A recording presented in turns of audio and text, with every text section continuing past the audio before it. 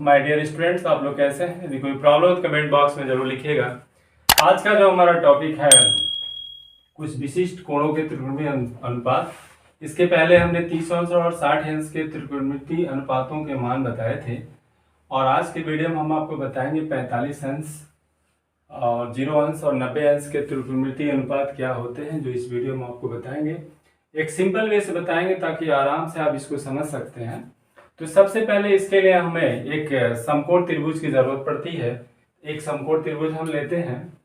माना एक समकोण त्रिभुज एबीसी है। ऐसे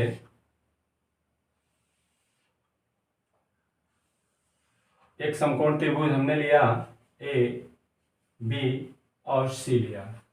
यहां पर कोण जो बी है वो 90 अंश है और कोण सी जो होगा वो 45 अंश का होगा और जो कोण ए होगा वो 45 अंश का होगा। इसको हम लंब कहते हैं, बीसी लंब होता है, ए बी आधार होता है और ए सी इसमें कर्ण है, तो इसको हम लंब लिखते हैं, लंब, और इसको हम आधार लिखते हैं और इसको हम कर्ण लिखते हैं। तो यहाँ पर कोण बी जो है वो 90 अंश है, कोण ए जो है 45 अंश है और कोण सी जो है वो 45 अंश है। तो इस तरह से ये जो दोनों भुजाएं ए बी और बी सी है वो बराबर हो जाती हैं, अर्थात A B is equal to B C. तो A B is equal to B C हमें प्राप्त हो गया, तो इसको हम मान लेते हैं, बी सी को ए मान लेते हैं और आधार को ए मान लेते हैं। तो पाइथागोरस प्रमेय लगाकर हम ए सी निकाल लेते हैं। तो समकोण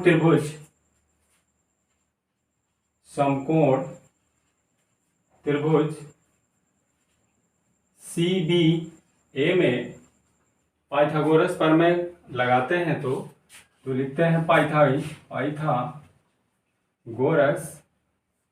प्रमेय के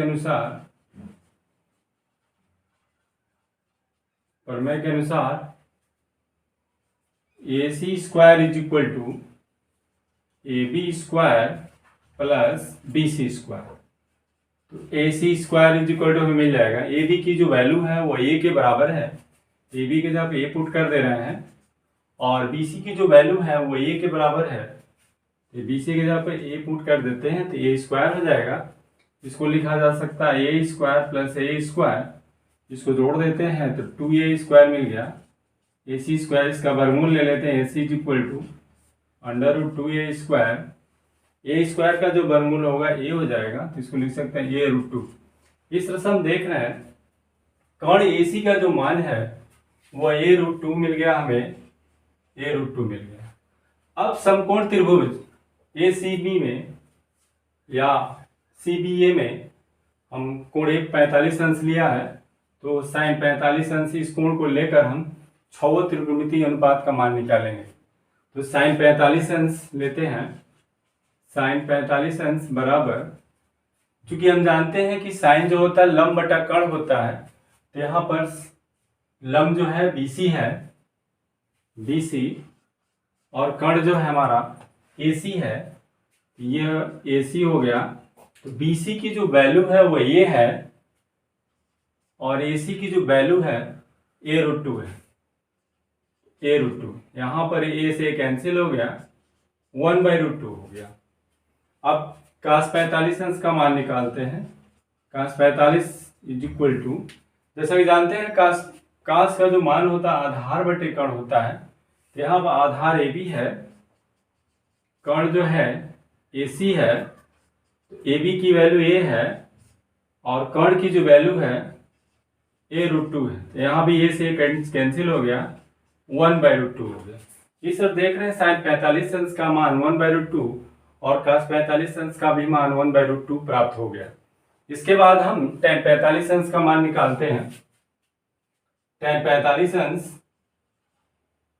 बराबर, जैसा कि हम जानते हैं कि tan जो होता है लंब बटा आधार होता है, तो यहाँ लंब जो है BC है, आधार AB है, तो BC की वैल्यू A है और AB की वैल्यू है, ये कटकर 1 हो गया, यानी ये कटकर 1 हो गया। तो tan 45 अंश का जो वैल्यू होती है वो 1 होती है। अब हम काट 45 अंश का मान निकाल देते हैं। काट 45 अंश जो होता है वो आधार बटे लंब होता है, यानी tan का उल्टा होता है। तो आधार यहाँ ए बी हो गया अपान, और लंब जो है BC हो गया, तो BC। इन दोनों की वैल्यू ए के बराबर है, ये से कट गया, ये 1 हो गया। तो cot 45 अंश का भी मान 1 होता है। अब हम कोसेक 45 अंश का मान निकालते हैं। कोसेक 45 अंश बराबर लिख सकते हैं, तो साइन जो होता है लंब बटा कर्ण होता है, तो कोसेक जो होता है कर्ण बटा लंब होता है, ये अपोजिट हो जाता है। तो कर्ण हमारा AC है और लंब हमारा BC है। तो AC की वैल्यू है a√2 और BC की वैल्यू है a, ये से कैंसिल हो गया, √2 हो गया। इस तरह कोसेक 45 अंश का मान √2 प्राप्त हो गया। सेक 45 का मान निकालना है। सेक 45 इज इक्वल टू, जैसा कि हम जानते हैं काश जो होता है आधार बटे कर्ण होता है, तो सेक इसका उल्टा हो जाएगा, अर्थात कर्ण बटे आधार हो जाएगा। तो कर्ण हमारा जो है AC है और आधार हमारा AB है। तो AC की जो वैल्यू है a√2 है और AB की जो वैल्यू है a है, a से कैंसिल हो गया, ये प्राप्त हो गया √2। तो इस तरह देख रहे हैं सेक 45 अंश का मान √2 प्राप्त हो गया। आइए 0 अंश के त्रिकोणमित अनुपात कैसे निकालते हैं बताते हैं। इसके लिए हम एक रेखा AX लेते हैं, एक रेखा AX लिया और एक रेखा AY लिया, और यक्ष AY का कोण हमने थीटा मान लिया, अर्थात यक्ष AY के बीच का कोण हमने थीटा लिया, जो एक न्यून कोण होगा। यक्ष AY इक्वल थीटा, इसको हम कह सकते हैं न्यून कोण, ये न्यून कोण हो गया। और रेखा AY पर एक बिंदु B लिया और बिंदु B से रेखा AX पर लंब डाला, इसको एक पॉइंट C माना, यानी लंब BC हो गया, और ये C जो है कोण 90 अंश प्राप्त हो गया। तो इस तरह से एक समकोण त्रिभुज हमें BCA प्राप्त हो गया। तो BC जो है लंब हो गया और AC जो है आधार हो गया और AB जो है कर्ण प्राप्त हो गया। इसमें क्या है, 0 अंश के मान निकालने के लिए थीटा का मान हमें छोटा रखना पड़ता है, अर्थात जैसे जैसे थीटा का मान छोटा होता जाएगा वैसे से B जो है C की ओर अग्रसर होता जाएगा, और एक ऐसी स्थिति आएगी कि थीटा जैसे ही 0 होगा वैसे B और C दोनों बिंदु जो है समपाती हो जाएंगे। तो हम लिख सकते हैं यदि थीटा टेंड्स टू 0, यानी थीटा अगर 0 की ओर अग्रसर है, इस केस में जो लंब BC है वो बिंदु B और C एक समपाती हो जाएंगे, अर्थात BC की जो वैल्यू होगी वो 0 हो जाएगा, और ये जो कर्ण AB है आधार AC के बराबर हो जाएगा, अर्थात इसको लिख सकते हैं AB is equal to AC। अब इस कंडीशन के माध्यम से हम साइन 0 अंश, का 0 अंश, tan 0 अंश और उसके जो अपोजिट हैं सेक, कॉट और कोसेक की वैल्यू निकालेंगे। तो सबसे पहले हम निकालते हैं साइन 0 अंश। जैसा कि हम जानते हैं कि साइन जो होता है लंब बटा कर्ण होता है, तो ये है लंब अपान कर्ण। तो ये एक समकोण त्रिभुज BCA में लंब हमारा BC है, BC अपान और कर्ण हमारा AB है, AB हो गया, और BC की वैल्यू यहाँ पर 0, यहाँ 0 पुट कर देते हैं, 0 अपान AB, और ये वैल्यू हमें 0 प्राप्त हुई, अर्थात साइन 0 अंश की जो वैल्यू होती है वो 0 के बराबर होती है। अब हम cos 0 निकालते हैं। cos 0 अंश बराबर, जैसा कि हम जानते हैं cos जो होता है आधार बटे कर्ण होता है, इसको लिखते हैं आधार अपान कर्ण।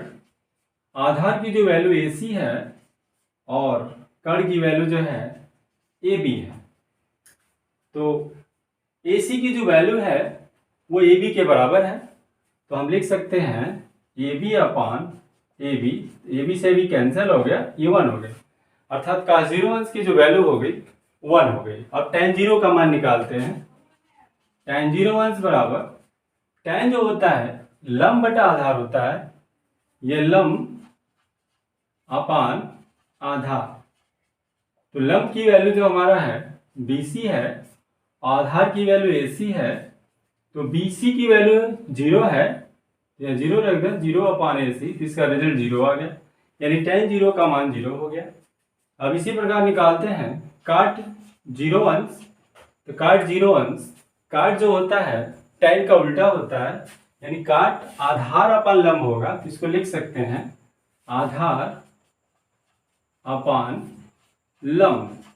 तो आधार की जो वैल्यू है वो AC है और लंब की जो वैल्यू है वो BC है, और BC की जो वैल्यू है वो 0 है। तो AC अपान 0, जैसा कि हम जानते हैं किसी भी संख्या में यदि 0 से भाग दिया जाता है तो उसका रिजल्ट इन्फिनिटी आता है, तो इसको हम लिख सकते हैं अनंत, यानी काट 0 की जो वैल्यू है अनंत होती है।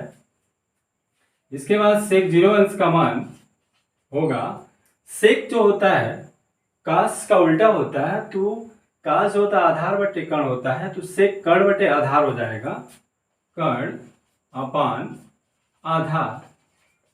जो कर्ण का मान है वो AB है, AB, और आधार की वैल्यू जो है AC है। तो AB is equal to AC है, तो AC अपान AC ये कट कर 1 हो गया। इस तरह देख रहे हैं सेक 0 की वैल्यू 1 होती है। अब हम कोसेक 0 अंश का मान निकालते हैं। कोसेक 0 अंश, कोसेक जो होता है वो कर्ण अपान लंब होता है, अर्थात साइन का उल्टा होता है, इसको लिख सकते हैं कर्ण अपान लंब।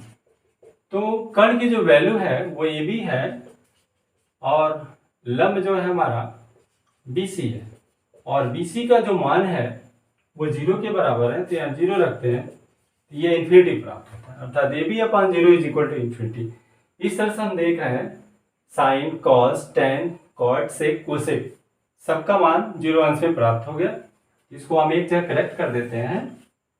साइन 0 अंश बराबर 0 होता है, कॉस 0 अंश बराबर 1 होता है, टेन 0 अंश बराबर 0 होता है, काट 0 अंश बराबर इन्फिनिटी होता है, सेक 0 अंश की वैल्यू 1 होती है, और कोसेक 0 अंश की वैल्यू इन्फिनिटी होती है। इस तरह से 0 अंश से 6 त्रिकोणमितीय अनुपातों के मान प्राप्त हो गए। अब हम 90 अंश के त्रिकोणमितीय अनुपात निकालेंगे इस त्रिभुज के माध्यम से, ये समकोण त्रिभुज है, इसके माध्यम से हम 90 अंश के त्रिकोणमितीय अनुपात निकालेंगे। जैसा कि हम जानते हैं जैसे जैसे थीटा का मान बढ़ता जाएगा वैसे वैसे रेखाखंड AC की लंबाई घटती जाएगी, और जैसे ही थीटा का मान 90 अंश होगा वैसे रेखाखंड AC 0 हो जाएगा और AB और BC इक्वल हो जाएंगे। अर्थात यदि थीटा 90 अंश हो जाए तो AC इज इक्वल टू 0 प्राप्त हो जाएगा और AB is equal to BC के इक्वल हो जाएगा। इस कंडीशन के माध्यम से हम साइन 90 अंश निकालते हैं। साइन 90 अंश इज इक्वल टू लिख सकते हैं, जैसा कि हम जानते हैं साइन जो होता है वो लंब बटा कर्ण होता है, तो लिख सकते हैं लंब अपान कर्ण। लंब की जो वैल्यू है वो BC है और कर्ण की जो वैल्यू है AB है, तो BC अपान AB, और BC की जो वैल्यू है AB के इक्वल है, इसको लिख सकते हैं AB अपान AB। AB से भी कैंसिल होगा 1 प्राप्त, अर्थात साइन 90 अंश की वैल्यू जो है 1 प्राप्त हो गया। अब कास 90 अंश निकालते हैं। कास 90 अंश, जैसा कि जानते हैं कास जो होता है आधार बटे कर्ण है, तो आधार अपान कर्ण। तो आधार जो हमारा है वो AC है और कर्ण हमारा AB है, और AC की वैल्यू 0 है, 0 अपान AB, इसका रिजल्ट हमें 0 प्राप्त हो गया। इस तरह देख रहे हैं काश 90 अंश की जो वैल्यू है वो 0 अंश प्राप्त हो गया। अब tan 90 अंश की वैल्यू कैसे निकालते हैं। 90 अंश इज इक्वल, जैसा कि हम जानते हैं tan जो होता है लंब बटा आधार होता है, तो इसको लिख सकते हैं लंब बटा आधार। तो लंब की वैल्यू जो हमारा BC है और आधार की वैल्यू AC है, और AC का जो वैल्यू है 0 है, यहाँ 0 पुट करते हैं तो ये हमें अनंत प्राप्त होता है, यानी tan 90 अंश की वैल्यू जो है हमें अनंत मिल गया। अब इसके अपोजिट जो है 3 जो अनुपात है वो निकालते हैं। काट 90 अंश, काट जो होता है tan का उल्टा होता है, तो ये आधार बटे लंब हो जाएगा, यानी इसको लिख सकते हैं आधार अपान लंब। तो आधार हमारा AC है, लंब हमारा BC है, और AC की वैल्यू 0 है, तो 0 अपान BC, रिजल्ट हमें 0 प्राप्त हो गया। यानी काट 90 अंश की जो वैल्यू होती है वो 0 होती है। अब सेक 90 अंश, सेक जो होता है कास का उल्टा होता है, यानी ये हो जाएगा कर्ण अपान आधार। कर्ण हमारा ये भी है और आधार हमारा AC है, तो AC की जो वैल्यू है वो 0 है, तो AB बाई 0, तो ये इन्फिनिटी प्राप्त हो गया। यानी सेक 90 अंश की जो वैल्यू है इन्फिनिटी हो गई। अब हम कोसेक 90 अंश की वैल्यू प्राप्त करते हैं। कोसेक 90 अंश, जैसे कि हम जानते हैं कोसेक जो होता है साइन का उल्टा होता है, तो इसको लिख सकते हैं कर्ण अपान लंब। कर्ण हमारा AB है, लंब हमारा BC है, तो AB जो है BC के बराबर है, BC अपान BC, BC से BC कैंसिल हो गया, 1 प्राप्त है। यानी कोसेक 90 अंश की भी वैल्यू 1 प्राप्त हो जाएगी। तो इस तरह से देख रहे हैं 90 अंश में 6 त्रिकोणमितीय अनुपातों के मान प्राप्त हो गए। तो इसको लिख सकते हैं साइन 90 अंश इज इक्वल टू 1, कास 90 अंश इज इक्वल टू 0, tan 90 अंश इज इक्वल टू इन्फिनिटी, काट 90 अंश इज इक्वल टू 0, सेक 90 अंश इज इक्वल टू इन्फिनिटी, और कोसेक 90 अंश इज इक्वल टू 1। तो इस तरह से साइन 90 अंश, कास 90 अंश, tan 90 अंश, काट 90 अंश, सेक 90 अंश, कोसेक 90 अंश की वैल्यू प्राप्त हो गई इस समकोण त्रिभुज के माध्यम से। That's all.